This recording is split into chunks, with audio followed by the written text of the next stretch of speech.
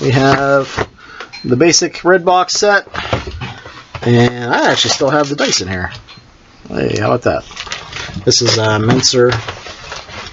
I also have the Isle of Dread, which, you know, another island setting. And looks like I also have a couple other things jammed in here. I got the expert rules and the master rules. Kind of all jammed in this one box set. I think a lot of box sets, you know, hit the bone as people had them in their collection. We have AD&D Gallantry, Kingdoms of Magic. Yeah, it also has a CD there, an audio CD, but I've never actually done anything with this. I've never played Basic. I've run Labyrinth Lord, which is the retro clone of that, or I've never done Homes, and I've ran 3 one-shots of 5th edition. So a little bit of everything so far, for the most part. Dark Sun, I was given this by Zig Copacetic in the Road to Uruk. And this stuff is just super rare. I love that Brahm art on there. Might as well show you that too.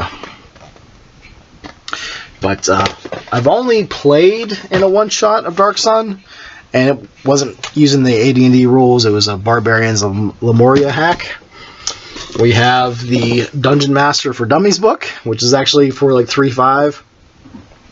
And it wasn't a bad book. It's actually pretty useful. I was kind of impressed.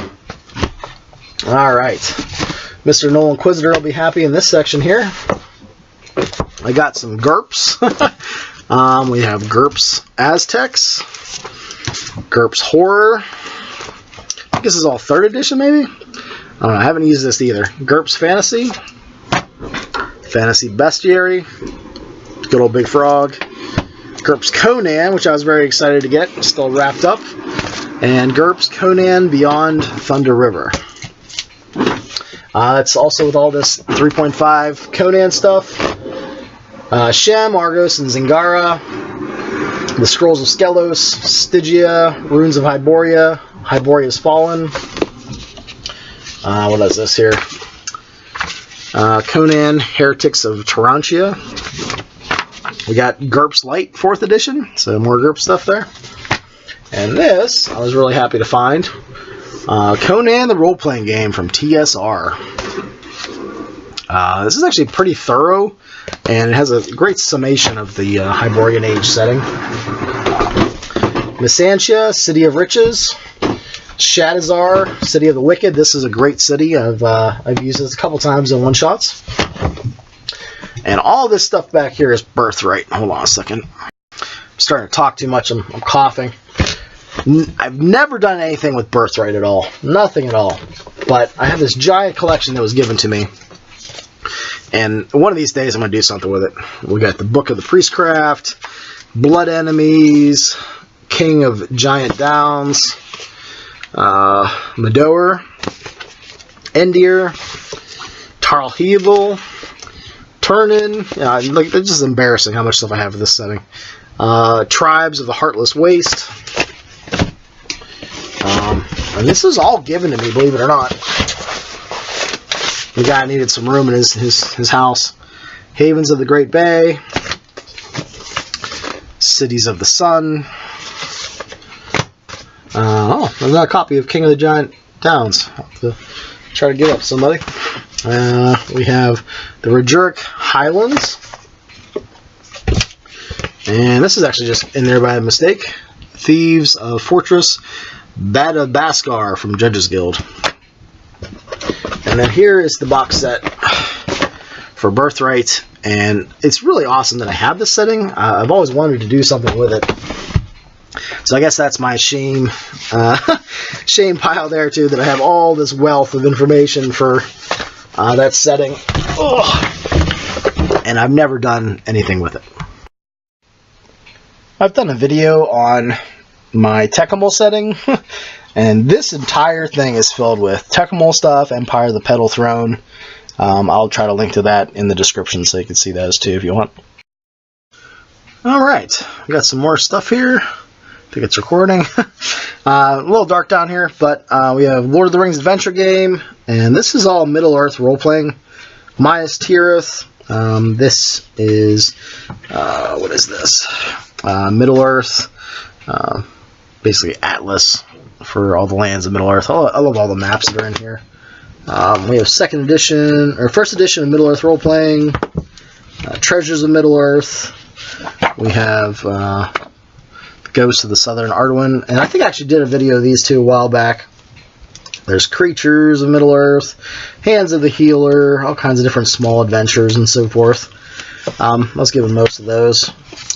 And then I'd start Rolemaster here, Weapons Law, and this is an adventure. The Iron Wind, probably can't see it real well. Creatures and Monsters, Game Master's Law. Curse of Kabyss, I think this is a Shadow World adventure. Don't have a lot of Shadow World stuff. Copy of Rolemaster Fantasy Role-Playing. Spell Law. And these are all of our original ones that we had. We beat the crap out of. Arms Law. And I think the other one's in my car right now. And then High Adventure Role-Playing, which is basically Rolemaster's little cousin. Here's a fancy version of that. Kind of beat up here. Just says Harp real small in the corner there, but it's a nice thick cover. Very sturdy. All kinds of stuff for Harp. I was really into that for a long time. Couldn't really get people to play that, though. I played Rolemaster, Lord of the Rings adventure game. I've never actually played MERP, so I guess that's in the shame column. Maybe one day I'll run that. We'll see. This is all like Cyrodiil, which is a great setting from Iron Crown Enterprises for Harp. The map is just gorgeous, too. I got 2 of those. Guess I could show you real quick. Probably should do a review of this at some point in the future. But that's the starting location. This is this giant mountain. And then the island itself is just gorgeous cartography. Yeah, I'm making a mess. So that's most of the stuff. There's like Loot to Field Guide, which I was actually given a PDF of this recently. They upgraded this. But there's lots of different things in here, lots of items that you can use and so forth.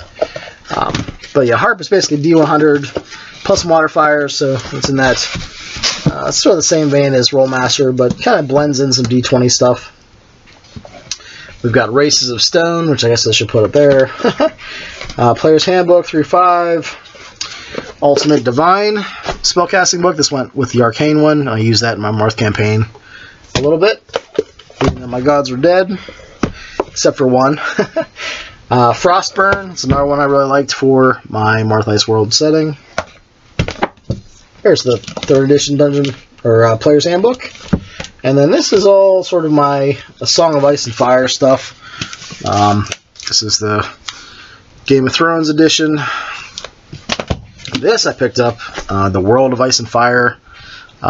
Big fan of the setting. Some people don't like it, but I do.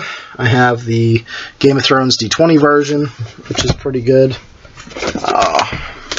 We have the maps, the lands of Ice and Fire.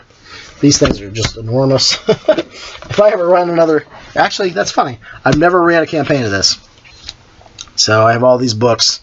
And yeah, I'm not sure if I'll ever get a chance to run this. Maybe as a one-shot, or I don't know. We have Peril at King's Landing. Chronicle Starter has all the houses and stuff. Dungeon Master's Guide. There's castles and things.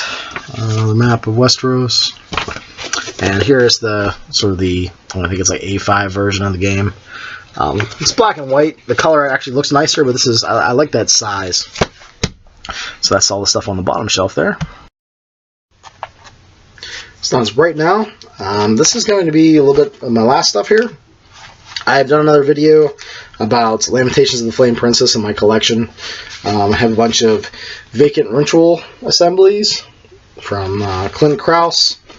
No Dignity in Death. The new version of the rules. Oh, it's too much glare. Monolith Beyond Space and Time. Deathfrost Doom. The Grinding Gear. Tower of the Stargazer. Was it the Doom Cave? Oh boy. It's the Crystal-Headed Kids one? I can't read it. Forgive Us. Kellom, The God That Crawls, No Salvation for Witches, Towers 2, which is just gorgeous. Vacant Ritual Assembly. Let's see here. Better Than Any Man, which I ran a campaign of. A Red and Pleasant Land, which is freaking gorgeous. These aren't really limitations, but Nat Damp, and They All Died at the International Space Station. 2 adventures that came out because of Gygax magazine folding.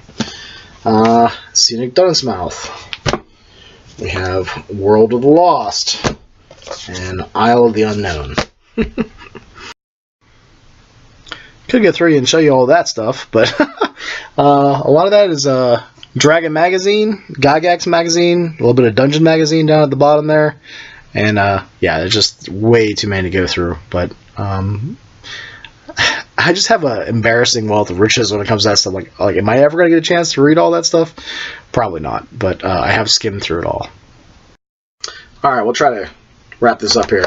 This is all Lord of the Rings adventure game stuff from Decipher. We have the 2 Towers. I think this is the actual core game, like a starter set. We have Moria, which is pretty in-depth there. 2 Towers source book. The Beasts and Wondrous Magic. Helm's Deep.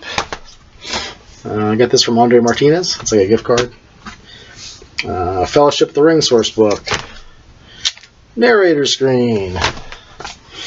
The core book. And this isn't really... I guess it is from Decipher too. Maps of Middle-earth. So, again, I have all that stuff right there in that big pile. That could be, you know, years worth of campaigning probably. Never run it. So, so all that stuff there, I've run probably more than I expected, actually, out of my collection.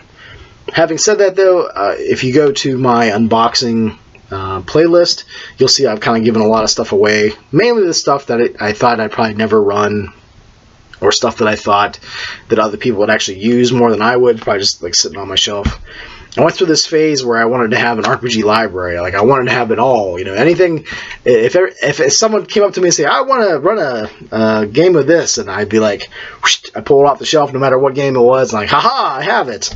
And reality kind of struck me, and I'm like, yeah, there's no real need to have that many games. You know, like, I have a lot of stuff. If someone asks me to play in something that I don't have, then I'll just either just bow out, or I'll just be a player, right? You know, hey, can you pre-gen me something? But yeah, that's it. And thanks for watching. Hopefully I didn't put you to sleep. And I'll talk to you later.